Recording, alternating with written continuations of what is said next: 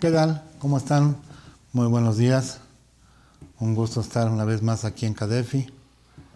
Gracias por la invitación a la capacitadora. Gracias al CEO, a Javier, por la confianza depositada en su servidor. Y pues gracias a todo ese equipo humano que está atrás de estas presentaciones. Como de costumbre, Pepe. Muchas gracias, Pepe, por tu apoyo. Esta mañana o este día, pues trataremos un tema que es un tema igual de relevancia, sobre todo para dueños de empresas, para personas físicas, personas morales. Es un tema que seguramente va a despertar en alguno de ustedes alguna ámpula. La intención, como saben, mi forma de trabajar con ustedes o mi forma de compartir con ustedes el conocimiento es consecuencia de básicamente 4 cosas. Primero, lo que dicen los textos normativos, qué dicen las leyes, qué dicen los reglamentos, qué dicen sentencias de algunos jueces, criterios judiciales, qué han resuelto al respecto del tema que tengamos que abordar. El segundo es la experiencia, lo que hemos aprendido con el paso de los años, que lo compartimos. En tercer plano, pues si tenemos alguna referencia externa para ver qué está pasando en otras partes del mundo, si hay algo similar, ¿okay? Si hay algo favorable o desfavorable, sobre todo por la nueva teoría de los derechos humanos, que como ustedes saben, ha venido a modificar desde el año 2011 la teoría judicial. Y por último, obviamente, pues los criterios internos de las autoridades, ¿no? Cómo ven la autoridad, el actuar de los contribuyentes, qué piensa la autoridad, qué tiene en mente, qué piensa hacer. Entonces, sobre eso vamos a trabajar esta mañana, ¿ok? Muchas gracias por su compañía. Saben que yo siempre inicio con alguna cita célebre y también de preferencia concluyo con algo célebre. Me llamó mucho esta cita. Dice, no se equivoque el hombre que ensaya distintos caminos para alcanzar sus metas. Se equivoca aquel que por temor a equivocarse no actúa. Espero que tenga que ver con el tema que vamos a charlar con ustedes hoy. El nombre es muy extenso. Responsabilidad de socios, accionistas, administradores, representantes legales, gerentes, liquidadores, comisarios, asesores, contadores y abogados. Ahí se nos va nada más en el puro título media hora. ¿En qué ámbitos? Civil, mercantil, penal, antilavado y fiscal. Es integral. ¿Okay? Ya ven que yo siempre he tratado de que mis materiales sean lo más integrales posibles. ¿Cómo? Para que me conozcan y para que me sigan, si les gusta cómo comparto yo mis charlas, para que ustedes, ahora sí que me den un tipo like, sigan prefiriéndonos, tanto a la capacitadora como a su servidor, para seguir impartiendo temas. Hay muchos temas, mucho que aprender. El conocimiento es inagotable. ¿Estamos? Entonces hay que darnos un espacio. Qué bueno que ustedes se lo están dando para fortalecer lo que ya sabían, mejorar, para en su caso, si no lo sabían, aprender, y para ver todos los posibles horizontes, buenos, malos, riesgosos, no riesgosos. De eso se trata el que yo desarrolle mis temas de esta manera. Les he comentado, y nada más con una pequeña introducción, menos de un minuto, yo siempre recopilo datos. Me ha gustado mucho esa forma de trabajar, recopilar datos. Primero recopilo, investigo, estudio, busco. Ya que los recopilé, puedo llamar procesamiento de información, la proceso. Ya cuando la proceso, la convierto en conocimiento, tanto por las experiencias como como por los textos y como lo que dicen los tribunales o lo que dicen las autoridades. Y ya con eso sabré qué hacer con ella. A eso le llamo la sabiduría. No porque seamos sabios, no, nadie es un sabio. ¿Okay? Los sabios están en el Medio Oriente, ¿okay? Y en Grecia o en Roma. Nosotros somos simples mortales.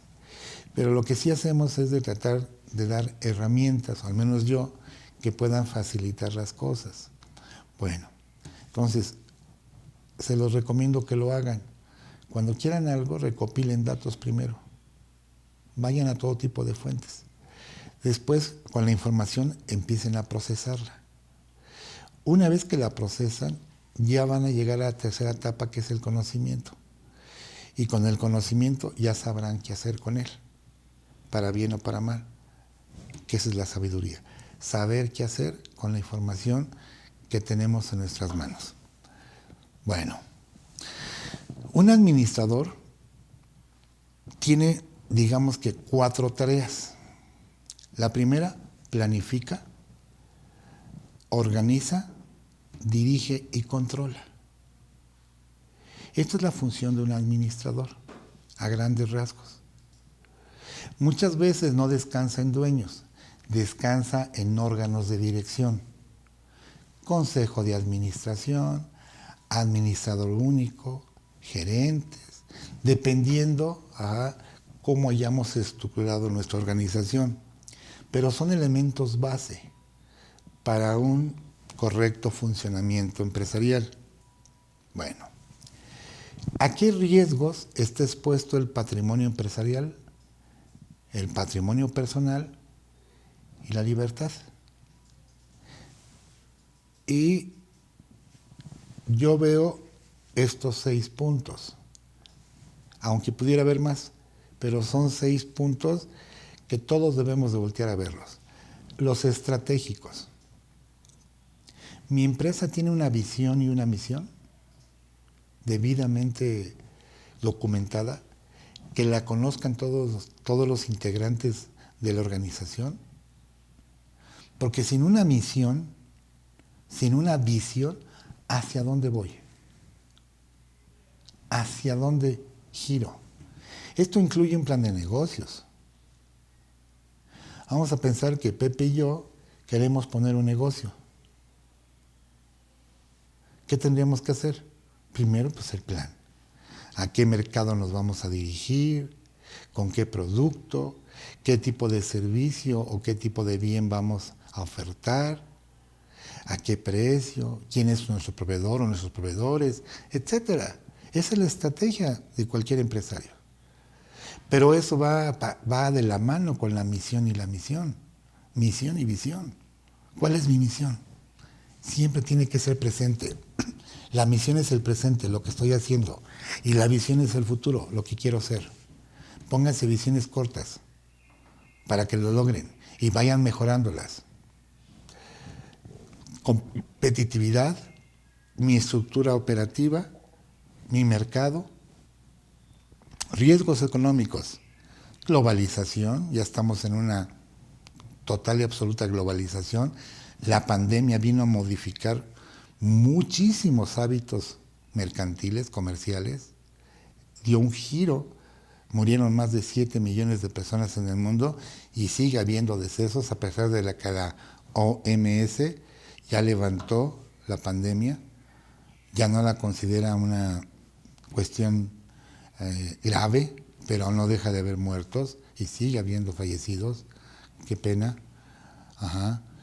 Pero esa pandemia vino a transformar la forma de hacer negocios.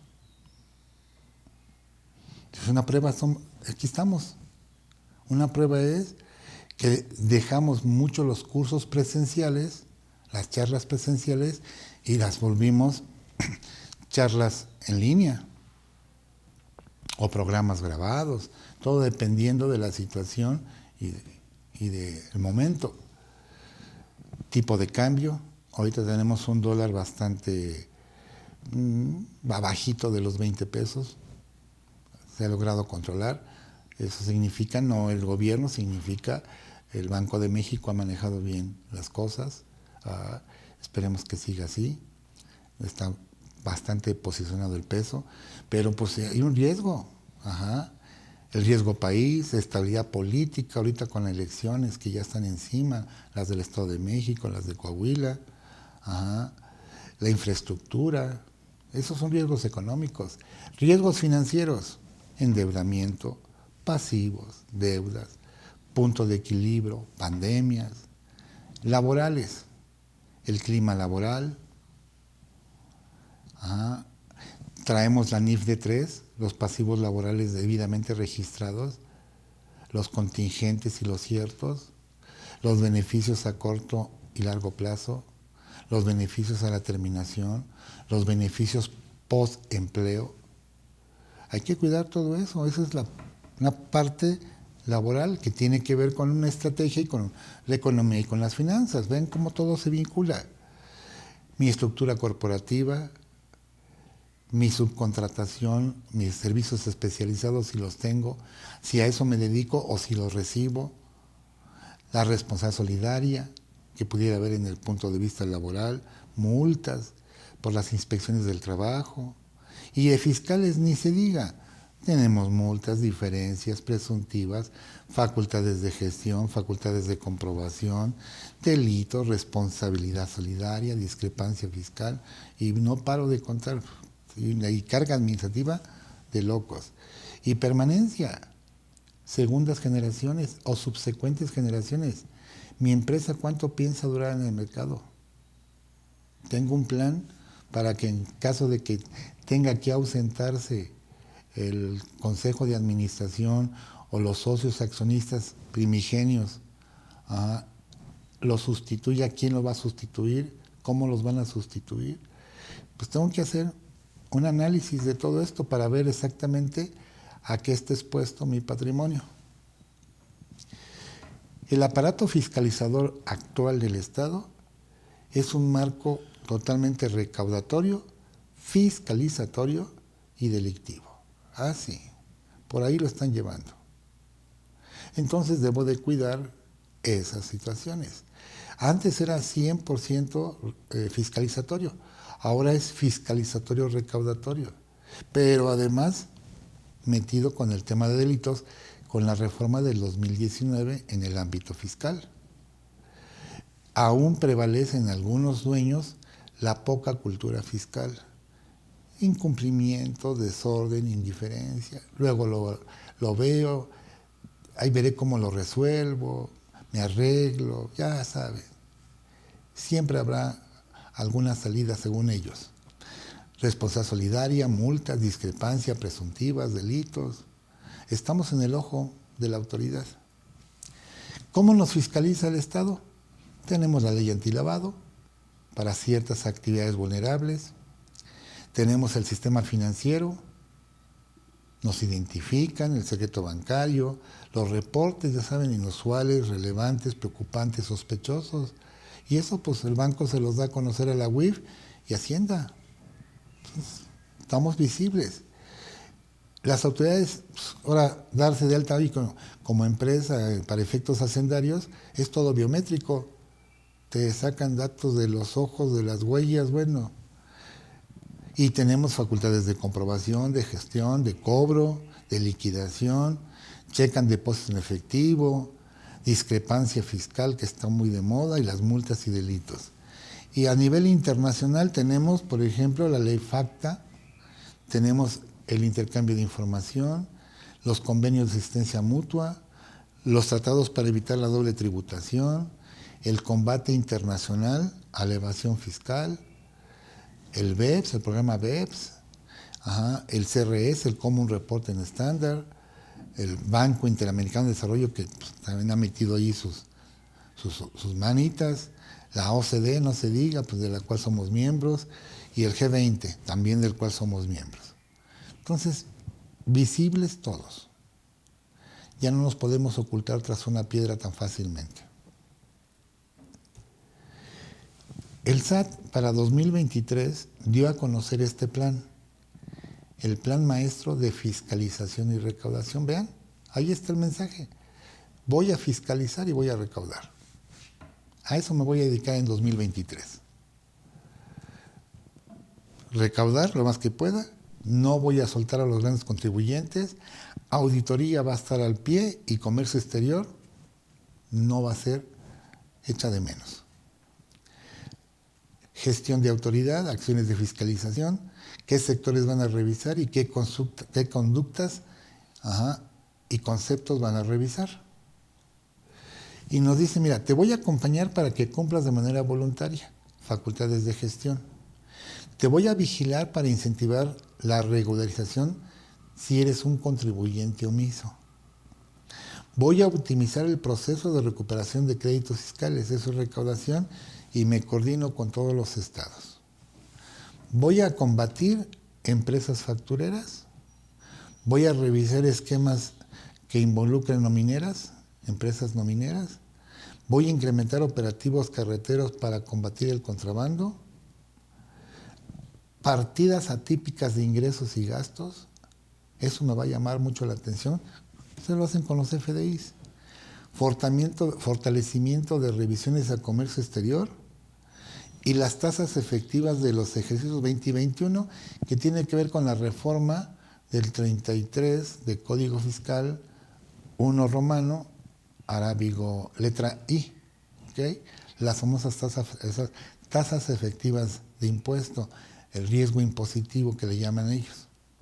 Y aquí están los sectores a los cuales pretenden revisar 2023. Tal vez nos encontremos en alguno, no lo sabemos. ¿Y qué conductas? Saldos a favor, hidrocarburos, IEPS, exentos de nómina, simulación de prestaciones de servicios especializados, IVA, operaciones de comercio exterior, cumplimiento de certificaciones IVA y IEPS y derechos mineros, reestructuras corporativas, socios o accionistas. Miren, en operaciones asociadas a reestructuras. Pérdidas fiscales, regímenes fiscales preferentes, capitalización de pasivos y distribución de utilidades, pagos al extranjero y fideicomisos. Ese es su plan maestro 2023. ¿Con qué vamos a empezar? Desde 2014 se incorpora en nuestro escenario jurídico la responsabilidad penal de las personas morales. Hasta ese entonces había responsabilidad, y sigue habiendo, para personas físicas, porque son las que cometen las conductas.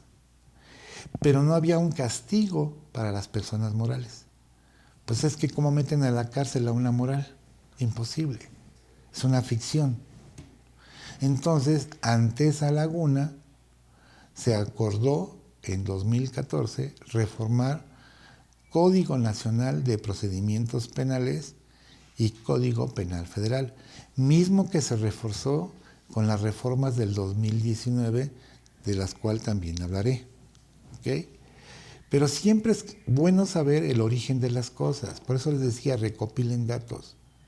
Cuando hagan algo, recopilen datos, para que puedan tener una respuesta lo más acercada o lo más certera a lo que persiguen.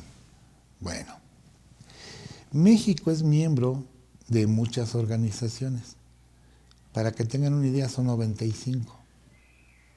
95 organizaciones a las que pertenece México, más las que se sigan acumulando. ¿Okay? En una reunión se le llamó la Convención de Palermo, en 2003, se tocó el tema de la delincuencia organizada. ¿Y por qué digo? Bueno, ¿qué tiene que ver con los empresarios? Es que hoy vamos a ver qué dice en materia de delincuencia organizada. Ahorita lo vamos a checar. Y dice el artículo 2 de esa ley: cuando dos o más personas se reúnen para cometer conjuntamente un delito, dos o más personas, habrá delincuencia organizada. Delicado, porque pudiera ser un asesor que trae alguna propuesta, un contador que la conoce, se le explica al dueño, y el dueño en el cual digan, no, pues sí, me interesa, vamos a aplicarla. Oigan, y si esa conducta desplegada conlleva un delito, pues hablamos de una responsabilidad penal, pero también de delincuencia organizada, porque son 3 o más de 3. No, 2 o más de 2, 3 o más. Por eso es lo importante de conocer un poquito. Bueno, esto fue como consecuencia de otra reunión donde estuvo la Conferencia Ministerial Mundial Transnacional del año 94, donde se dijo la declaración política y el plan de acción mundial contra la delincuencia organizada a nivel mundial. ¿Okay? Esto lo aprobó la ONU el 26 de diciembre del año 94. Ahorita lo van a entender. En el artículo 10 de la Convención de Palermo, dijo, vamos a establecer responsabilidad de personas jurídicas por participar en delitos graves. Ándale. Y dice, podrán ser de índole penal, civil o administrativa, sin perjuicio de perseguir a las personas físicas. Esto es consecuencia del artículo 10 de la Convención de Palermo de 2003. Como verán, no es un tema nuevo. Para México tardamos mucho tiempo en meterlo al Código Penal y al Código Nacional de Procedimientos Penales. Ahorita lo van a ver. ¿Ok? Hay otros delitos, en el 5, 6, 8 y 23, participar en un grupo delictivo organizado, blanqueo del producto, lavado de dinero, corrupción, obstrucción de justicia. El Código Nacional de Procedimientos Penales tuvo reformas el 5 de marzo de 2014 y otras reformas en junio de 2016 y aparte otras en 2021. ¿Okay? Tiene que ver con el procedimiento relativo a personas jurídicas, conocidas también como personas morales. El Código Penal de la Ciudad de México también las contempla. Y por poner un ejemplo, el Código Penal del Estado de Yucatán también tiene referencias sobre responsabilidad penal de personas jurídicas. ¿Okay? Bueno, aquí están las primeras patadas, los primeros piquetes de ojo.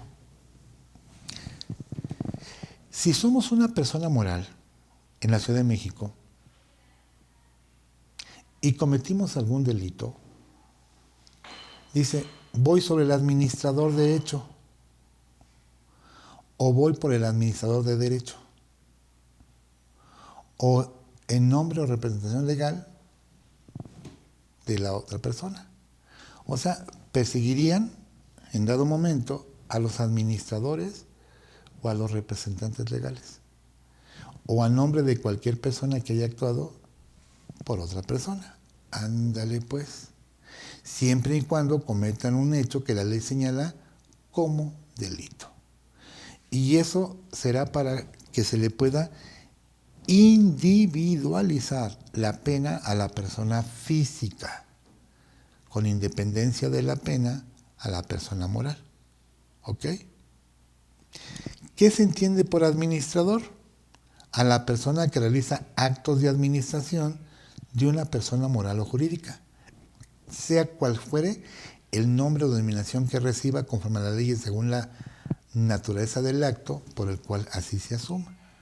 27 bis nos vuelve a decir en la letra A, las personas morales o jurídicas serán responsables penalmente de delitos dolosos o culposos, o en su caso tentativa, cuando sean cometidos en su nombre, por cuenta, en su provecho o exclusivo beneficio, por sus representantes legales o administradores. Aquí hay una responsabilidad penal para estas personas. ¿Okay? Y luego viene a decir, por no haberse ejercido sobre ellas el debido control. Bastante vago. ¿Qué debo de entender por el debido control? Ahorita veremos qué hay al respecto en cuanto a qué debo de entender por el debido control. Si lo viéramos con una visión contable pura, podríamos llamar control interno. Pero no sabemos si es eso, porque no establece la ley, en este caso el Código Penal de la Ciudad de México, no establece qué debo de entender por debido control. Ahorita lo vamos a descubrir. Artículo 27 ter. Tanto a la física como a la moral, pues podrán ser culpables de un delito. 27 quater, que excluye la responsabilidad. Y el 27 quintus, circunstancias atenuantes. Y dice, establecer antes del juicio medidas eficaces para prevenir y descubrir los delitos. ¿Okay? ¿Cuáles son las penas que pudieran recibir las personas morales? Ciudad de México. Suspensión de actividades, disolución de la sociedad. Ahí se acaba el patrimonio, chicos. Imagínense que nosotros, Pepe y yo que hicimos la empresa, le metimos $500,000, que con mucho esfuerzo y con todo el trabajo de toda una vida logramos conseguir. Ahorros, sacrificios, nos quitamos de la boca unos taquitos, nos quitamos unas vacaciones y pusimos en juego $500,000. Y de repente resulta que llega un asunto que tiene trascendencia a estos temas y que de repente un juez diga, pues te disuelvo. O te prohíbo hacer actos, negocios, operaciones o actividades. No, pues me mata. Entonces debo de evitar la comisión de delitos graves por la responsabilidad que puede tener no nada más la persona física, sino también la persona moral. Remoción de administradores, intervención para proteger a los trabajadores, por ejemplo, clausura o retiro del mobiliario, custodia del folio, inhabilitación para no poder recibir subvenciones públicas y la reparación del daño. ¿Qué dice en materia federal? Este es en materia de la Ciudad de México. Algo similar dice el de Yucatán y también el de Sinaloa. No quise poner todos los códigos porque sería mucho tiempo que estaríamos dedicándole. Dice, si un miembro o representante de una persona, 11 del Código Penal Federal, comete un delito, miembro o representante de una persona jurídica o de una empresa de cualquier clase y comete un delito, se podrá decretar en la sentencia la suspensión de la agrupación o su disolución. Lo mismo que dice el Código Penal de la Ciudad de México, en otras palabras, pero esto ya es federal. Hablemos de un delito fiscal federal. Entonces, fuera de que persigan a la física, van contra la moral también. Imagínense, la física, en el ejemplo que les poníamos, Pepe y yo confiamos como accionistas en un administrador o en un representante legal. Vamos a ponerle de nombre Panchito. Y Panchito nos convenció de que era la estrella, el mejor y taca. Pero Panchito comete delitos por no ejercer el debido control. A Panchito lo van a agarrar, si es que lo agarran, y lo van a, obviamente, a indiciar. Lo van a imputar. ¿Por qué? Porque pues, es el que cometió la conducta. ¿Y qué nos pasa a los socios? Pues el juez puede decir, ¿sabes qué? No tuviste control y por lo tanto, lamento decirte que tu empresa se disuelve. O se suspende. No, pues nos mata. Todo ese capital que habíamos juntado con tanto esfuerzo, sacrificio, con el quitarle a la familia, a lo mejor bienes, o quitarles comodidades, o quitarles, no sé, descanso, pues fíjense nada más las consecuencias. ¿Cuáles delitos? Y aquí empieza el catálogo.